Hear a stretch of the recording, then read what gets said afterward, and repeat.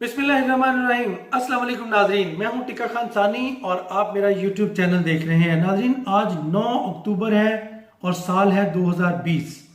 आज मैं ये वीडियो रिकॉर्ड कर रहा हूं। एक तारीखी फैसला, पाकिस्तान के लिए बहुत बड़ा फैसला फेसबुक के मैदान में आ रहा है। इनकलाब बर्पा करने जा रहा है फेसबुक पाकिस्तान में, और साथ ही डिजिटल पाकिस्तान के हवाले से वजीर आजम ने फेसबुक के साथ मिलकर बहुत बड़ा फैसला किया है। टिकटॉक के ऊपर क्यों पाबंदी लगी, वजीर आजम को क्या तशवीश है और टिकटॉक को कब खोला जाएगा, इस हवाले से भी मैं वाज़ेह करूं। और साथ ही चूंकि कम्युनिकेशन जारी है हुकूमत की और मुख्तलिफ इदारों की, इसके साथ साथ ये भी मैं बताऊं कि प्राइम मिनिस्टर ने आज नवाज शरीफ की बीमारी का फिर जिक्र किया। जो लायर्स फोरम से खिताब में प्राइम मिनिस्टर ने खुलकर बात की पाक फौज के हक में, ISI के हक में, और नवाज शरीफ की बीमारी भी प्राइम मिनिस्टर ने साथ ही गिनवा दिया कि कितने सालों से वो करप्शन की या फिर कितने सालों से वो पाकिस्तान में हुक्मरानी करते रहे और उसका हिसाब अब मांगा जा रहा है। नाज़रीन, मेरा चैनल ज़रूर सब्सक्राइब करें, टिक्का खान सानी। और मैं वापस अब पहली बड़ी खबर की तरफ आ रहा हूँ। आज जो वज़ीर आज़म इमरान खान ने फेसबुक की CEO शेरिल यासीन से जो बात की है, ये मुलाकात हुई है ऑनलाइन, वीडियो कॉन्फ्रेंस के जरिए मुलाकात हुई है, जिसमें प्राइम मिनिस्टर इमरान खान ने बहुत बड़े फैसले के लिए आमादगी का इजहार कर दिया है। वो है पाकिस्तान में लिटरेसी का इशू, उसको कैसे निपटा जाएगा। इंटरनेट तक रसाई हर किसी की मुमकिन बनाई जाएगी। इस हवाले से बहुत बड़े प्रोग्राम, जो इन्वेस्टमेंट फेसबुक कर रहा है वो बुनियादी तौर पर इन काइंड्स ऑफ मनी नहीं, इन काइंड्स ऑफ एजुकेशन इन्वेस्टमेंट कर रहा है। यानी सबसे पहले हमारा जो सिलेबस होगा आइंदा अगले साल के आगाज में ही, पहले 2-4 महीनों में ही हमारा सिलेबस जो है, निसाब जो है, उसमें इंटरनेट, फेसबुक या डिजिटल एजुकेशन जो है उसका चैप्टर शामिल कर दिया जाएगा। डिजिटल लिटरेसी के नाम से हमारे बच्चों को पढ़ाया जाएगा कि वो एजुकेशन यानी इंटरनेट का इस्तेमाल कैसे करेंगे, फेसबुक का इस्तेमाल कैसे करेंगे, यूट्यूब का इस्तेमाल कैसे करेंगे, मोबाइल और इस तरह कंप्यूटर, IT की टेक्नोलॉजी आगाज में उनको पढ़ाई जाएगी। क्योंकि ये नई दुनिया है, इस वक्त बहुत वुसअत इख्तियार ग्लोबल वर्ल्ड है और इंटरनेट ने इनकलाब बर्पा कर दिया। मुझे याद है तानिया दुरूस को भी प्राइम मिनिस्टर इमरान खान इसलिए लाए थे कि वो डिजिटल पाकिस्तान का जो ख्वाब था वो पूरा करना था, लेकिन वो उनकी उम्मीदों पर पूरे नहीं उतर सके। तो प्राइम मिनिस्टर ने फिर बरह रास्त अब राब्ते शुरू कर दिए हैं। इस हवाले से एजुकेशन मिनिस्ट्री फेडरल की और चारों सूबों की, उनके साथ बातचीत होगी और सिलेबस में डिजिटल लिटरेसी जो है उसका एक चैप्टर शामिल किया जा रहा है ताकि इंटरनेट का इस्तेमाल जो है वो बेहतर किया जा सके। इसके अलावा पूरे पाकिस्तान में कुछ 8 से 10 हज़ार खवातीन को ट्रेनिंग दी जाएगी इंटरनेट की, डिजिटल लिटरेसी के हवाले से, ताकि वो आगे एजुकेट कर सकें। तो आम जो कम पढ़े लिखे लोग हैं जिनको इंटरनेट का इस्तेमाल या फेसबुक का या मुख्तलिफ ऐप्स जो होती हैं, ऑनलाइन सिस्टम जो हो चुका है पूरी दुनिया में, उसका इस्तेमाल नहीं आता, तो उनको ट्रेनिंग दी जाएगी। पूरे पाकिस्तान में हर शहरी को वज़ीर आज़म चाहते हैं कि उनको ऑनलाइन डिजिटल जो डिवाइसेस है उसके इस्तेमाल आना चाहिए, उनको पता चलना चाहिए कि दुनिया बदल चुकी है। तो एक तो ये खबर है कि हमारे निसाब में अब नौजवान नस्ल के लिए, नई नस्ल के लिए डिजिटल लिटरेसी का सब्जेक्ट जो है वो शामिल किया जा रहा है। फेसबुक इस पे ये इन्वेस्टमेंट कर रहा है कि फेसबुक उसमें ताउन फ्राहम करेगा हर तरह का। मुख्तलिफ ऐप्स के हवाले से फेसबुक में ही मुख्तलिफ ऑप्शन होंगे कि आप उसको डाउनलोड करके या उसकी मदद से आप ट्रेनिंग ले सकते हैं, ये भी उसमें एक उसका हिस्सा है। इसी तरह जो टिकटॉक की आज प्राइम मिनिस्टर ने मुख्तलिफ वालिदैन की शिकायत प्राइम मिनिस्टर तक पहुंची और प्राइम मिनिस्टर ने कहा कि जब तक कोई मैकेनिज्म नहीं बनता तब तक ये बैन रहेगा। वजह क्या है नाज़रीन? 13-14 साल की जो बच्चियां हैं उनको यकीनन एक सेलिब्रिटी बनने का इंस्टेंटली उनको शौक होता है कि वो सेलिब्रिटी बन जाएं। और जब कोई वो अपनी एक वीडियो, छोटी सी भी वीडियो जब वो अपलोड करती हैं फेसबुक पे या फिर दीगर जो डिजिटल डिवाइसेस हैं, ऐप्स है उस पर, तो उनको, या टिकटॉक, तो उनको एकदम शोहरत मिलती है, उनके व्यूज बढ़ते हैं और एकदम शोहरत की बुलंदियों को पहुंचती हैं। उसमें कई दफ़ा ऐसा होता है कि वो हमारे मुआशरा उसकी इजाज़त नहीं देता, लेकिन बच्चियों को चूंकि अंदाज़ा नहीं होता कि वो क्या कर रही हैं, टिकटॉक कैसे बना रही हैं, और वो बुनियादी तौर पर साल 2 साल बाद जब उनकी मेच्योरिटी की एज होती है, क्योंकि 18 साल से पहले इसका इस्तेमाल करना बिल्कुल यहाँ पे पाकिस्तान में भी क्योंकि उनकी बलोगत की उम्र नहीं होती तो ये ममानियत होनी चाहिए। लेकिन चूंकि फेसबुक पे आप कुछ भी या टिकटॉक पे आप 18 साल लिख के भी उसको यूज कर सकते हैं, कौन सा किसी ने इसकी अकाउंटेबिलिटी करनी है या काउंटर चेक करना है, तो हुकूमत ये सोच रही है कि इसका काउंटर चेक कैसे किया जाए। उसको उस ऐप को, उस टिकटॉक को जो गैर इखलाकी थोड़ी सी लग रही होती है, उसको कुछ लोग डाउनलोड करके अपने पास रख लेते हैं, और जब बच्ची बलोगत की उम्र में जाती है तो उसके लिए सारी जिंदगी के लिए मसाइल होते हैं, लोग ब्लैकमेल करना शुरू हो जाते हैं।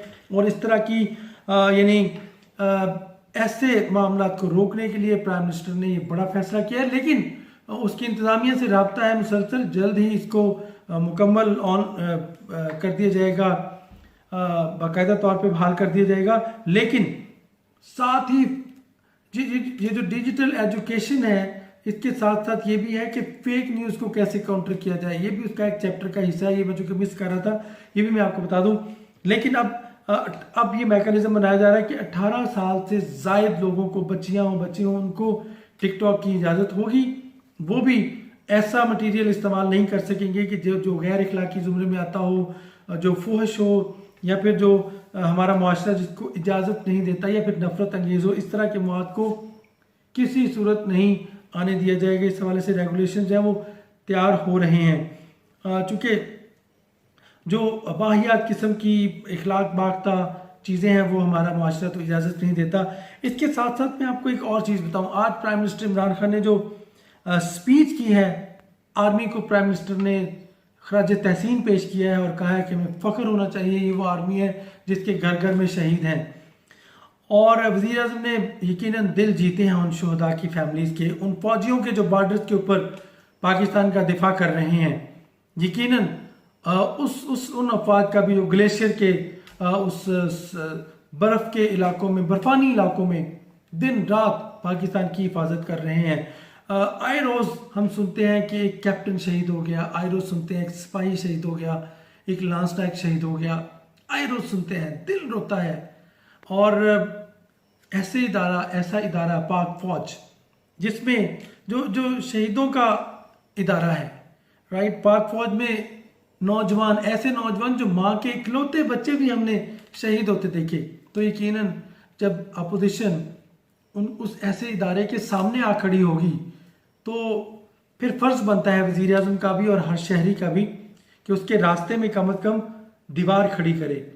हमारे ISI की वज़ीर आज़म ने आज तारीफ की, तो ISI को पूरे पाकिस्तान का ISI फ़ख्र है, और पूरी दुनिया की नंबर 1 एजेंसी ऐसे नहीं बन जाता। कोई एजेंसी, कोई हसास इदारा जो है वो पूरी दुनिया में अपना लोहा ऐसे नहीं मनवा लेता, वो पाकिस्तान के साथ जुड़ा हुआ इदारा है। और वज़ीर आज़म ने तो आज ये भी कहा कि अगर जनरल ज़हीरुल इस्लाम ने ये कहा था कि आप रिज़ाइन करें तो नवाज शरीफ साहब आपको खड़े हो जाना चाहिए था। लेकिन वज़ीर आज़म ने आज वाज़ेह किया कि जनरल ज़हीर को पता था कि आपने कितना माल लूटा हुआ है और 30 साल से आप करप्शन करते रहे हैं। तो प्राइम मिनिस्टर की ये जो तकरीर है, यकीनन उससे कम अज़ कम उन रूहों को या फिर उन अहले खाना को जिनके शोहदा है उनको ज़रूर सुकून मिला होगा कि आज पाक फौज के हक़ में वज़ीर आज़म पाकिस्तान ने आवाज़ बुलंद की है। और ख़ास तौर पे ISI के ऊपर उन्होंने कहा कि उन्हें फ़ख्र है। मेरी पिछले दिनों एक अहम शख्सियत से बात हुई जिनका ताल्लुक़ मुस्लिम लीग नून से था, और ये मैं सच कह रहा हूँ, चंद दिन पहले ही मुलाकात हुई तो उन्होंने कहा कि यार मैं खुद नवाज शरीफ के साथ कई दफ़ा ISI के ऑफिस में मिलने जाता रहा हूँ। जब वो वज़ीर आज़म नहीं बने थे तो हम जाते थे, मैं साथ होता था, कई दफ़ा मैं बाहर खड़ा होता था और मैं खुद जाते देखा उनको। तो यकीनन अब कम अज़ कम वज़ीर आज़म, साबिक़ वज़ीर आज़म नवाज शरीफ की जो एक वैल्यू थी, कम अज़ कम उनके वोटर्स, मेरी कई वोटर्स से बात हुई, मुस्लिम लीग नून के लोगों से भी बात हुई, वो पशेमान है, परेशान है कि कम अज़ कम ये नैरेटिव नहीं होना चाहिए था कि यहाँ सब ठीक और वहाँ जाके सब खराब। जो प्राइम मिनिस्टर ने आज नवाज शरीफ की सेहत की बात की तो उस वक्त बहुत सारी खबरें आ रही थी कि नवाज शरीफ की तबीयत वाकई उनके दिल का मसला तो है, 2 बाईपास हो चुके, एक बाईपास और ऊपर से फिर एक रीऑपरेट किया था उन्हें। इसके अलावा उनके स्टेंट पड़ चुके हैं, उनको शुगर है, हार्ट ब्लड प्रेशर है, हार्ट का मर्ज है, और भी इस तरह के कई कोलेस्ट्रॉल भी हाई है, यूरिक एसिड भी हाई है। तो बीमार तो वो हैं, लेकिन बीमारी की आड़ में यहाँ से बाहर गए, यहाँ भी इलाज मुमकिन था। उसके बाद प्राइम मिनिस्टर ने किसी की नहीं मानी थी। जो हुकूमत की एंड पे जो इजाज़त दी गई वो तो वैसे तो अदालत के कहने पे गए थे, वो इसलिए मिली कि नवाज शरीफ साहब के बारे में जब बहुत सारी खबरें आ रही थी कि उनके प्लेटलेट्स काउंट कम हो गए, प्राइम मिनिस्टर ने डॉक्टर फैसल सुल्तान पे बड़ा ट्रस्ट करते हैं। प्राइम मिनिस्टर ने उनको भी बुलाया, यास्मीन राशिद को भी बुलाया। उन्होंने कहा, डॉक्टर यास्मीन राशिद ने तो वाकई सच बताया कि उनकी बहुत सारी बीमारियां हैं, लेकिन फैसल सुल्तान का मेरे ज़राए का कहना है कि उनका कहना था कि नवाज शरीफ बीमार तो हैं, वो अल्लाह उन्हें ज़िंदगी दे, वो अगर वो अच्छी बात करते हैं तो हमारे पाकिस्तान के मौसम, अगर वो बुरी बात करेंगे तो पाकिस्तान से उनको बददुआएं आएंगी। यकीनन पाकिस्तान अगर डिस्टेबल होगा, यहाँ पे इकोनॉमी क्रैश करेगी, अगर मुजाहरे होंगे, एहतजाज होगा, तो फिर कौन दुआ देगा। फैसल सुल्तान ने कहा कि प्राइम मिनिस्टर साहब वैसे तो नवाज शरीफ 20 साल तक भी उनको दिल करे कुछ ना हो, और कहने को तो कुछ भी नहीं हो सकता, उनको बीमारी ऐसी बीमारियां नहीं है कि फौरी जाए, लेकिन हो भी सकता है अगर उनके प्लेटलेट्स काउंट कम है, उनको बीमारियां हैं, तो उनको 2 महीने में भी कुछ हो सकता है उनकी ज़िंदगी को भी खतरा है, ज़िंदगी को 2 महीने बाद भी खतरा है, और हो सकता है 2 साल तक भी खतरा ना हो, 20 साल तक भी खतरा ना हो, जिस पर प्राइम मिनिस्टर मोल्ड हुए और उन्होंने इजाज़त दी नवाज शरीफ को बैरून मुल्क जाने की। और उसके बाद मेरा ख्याल अब तो वहाँ पे वो इलाज भी नहीं करा रहे। और इस हवाले से आपको बयानिया तो सारा पता है कि में फिर फ्लैट्स उसी में रह रहे हैं, ये सब अब लोगों को सब पता चल चुका है कि असल सूरत हाल क्या है। अगर हुकूमत क्या सोच रही है, हुकूमत ये सोच रही है कि हम बिल्कुल एक जलसा करें, उसके बाद बिल्कुल काउंटर ना करें, ये उनको हम हाइप क्रिएट करेंगे अगर हम उसके काउंटर में कुछ करेंगे। हुकूमत ये समझती है कि मुस्लिम लीग नून का काम है कि वो एहतजाज करे, मुजाहरे करे, हमने काम करना है, हमने काउंटर भी नहीं करना। इवन किसी किस्म की, यानी कि जब ये भी कहा गया मुख्तलिफ हल्कों में, आज देखिए आपने पंजाब असम्बली में क्या हुआ, पंजाब असम्बली में आमने सामने आ गए नून लीग की दो लोग, तो इसका मतलब है तकसीम तो शुरू हो चुकी है। कुछ कहते हैं लोग कि जब मियाँ साहब जा रहे थे, हमें ये बताया गया था कि मेरे मामला तय हो गए हैं, मैं अब जा रहा हूँ, वहाँ जाके रहूँगा। उसके बाद जब वहाँ गए हैं तो अब वो उन्हीं इदारों के खिलाफ तनकीद का निशाना बना रहे हैं। और जब प्राइम मिनिस्टर की स्पीच नहीं आई थी तब तक तो बहुत सारे लोग मुतमईन थे कि ठीक है मामला, तब हम अपनी पार्टी को इंटर कर लिया हमने, इस्टेब्लिशमेंट के साथ ठीक मामला रखते हैं तो चलते रहते हैं। लेकिन जो ही पहली तकरीर आई उससे न सिर्फ इंटरनेशनली पाकिस्तान को धचका लगा, बल्कि पूरा पाकिस्तान अब डिफेंसिव हो गया, और पूरा पाकिस्तान जो है वो शायद अपोजिशन को इतनी पजीराई ना मिले जितनी अपोजिशन एक्सपेक्ट कर रही है। मेरा ख्याल है कि लोग अब उस तरह नहीं निकलेंगे, चूंकि आपस में भी लड़ने शुरू हो गए हैं, जिस तरह का कहा जा रहा है उस तरह नहीं निकलेंगे। मौलाना फजलुर रहमान पहले तो जो है वो नामूसे रिसालत पे ले आए थे, और हुकूमत सोच रही है कि अब क्या बहाना करके आएंगे लोग, रोटी महंगाई का बहाना करेंगे। यकीनन हुकूमत इस हवाले से भी सोच रही है, और साथ हुकूमत भी काउंटर कर रही है, लेकिन वो काउंटर किसी और तरह का होगा, जेलें बनेंगी, और अब ये भी जेल नहीं होगी, पुलिस बाइख्तियार होगी, जहां कानून पॉलिसी दे दी है प्राइम मिनिस्टर ने, पाक फौज के साथ है, ISI के साथ है, अगर एहतजाज करना है तो फिर पकड़ भी होगी, सड़कों पे आए अगर कानून हाथ, यानी पॉलिसी तो यह है कि एहतजाज का, जलसों का हक दे दिया प्राइम मिनिस्टर ने कि ठीक है आप करें, आज की जो स्टेटमेंट थी। लेकिन अगर कानून हाथ में लिया तो यकीनन फिर जेलों का भी रास्ता बता दिया है। यही पॉलिसी थी इमरान खान की, मैं तो बहुत अरसे से इमरान खान को जानता हूँ। ये स्पीच उनकी अब आगे काउंटर PTI का काउंटर नैरेटिव है ये। टीका खान सानी को इजाज़त दीजिएगा, अल्लाह हाफिज़।